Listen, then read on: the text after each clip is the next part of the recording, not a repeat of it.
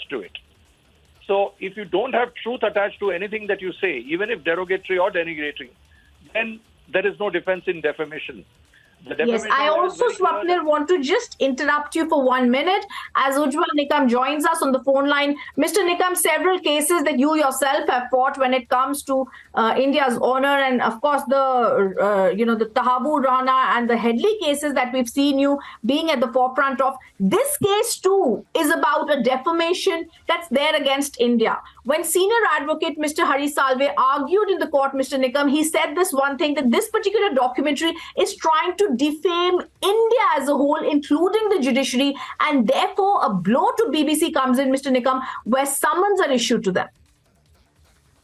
Yes, indeed. The Delhi High Court has been prima facie satisfied with the contention as raised by Mr. Salve that the article which has been written in the said book is per se defamatory, and therefore, taking into consideration the imputations made in the said book, I think Delhi High Court is justified in issuing the summons. And after hearing the other side, that is the BBC, the High Court may pass a further order in the matter.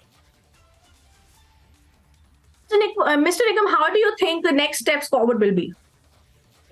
Yeah, of course, if after hearing, the High Court may decide the matter finally, and if High Court comes to the conclusion that the imputation made in the said book is defamatory in character, then the criminal prosecution as well as the monetary suit also will be maintainable against the BBC.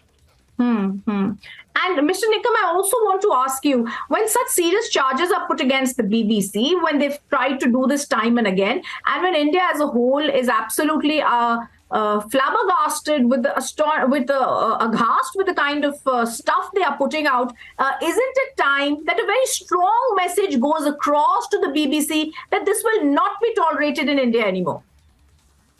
Yes.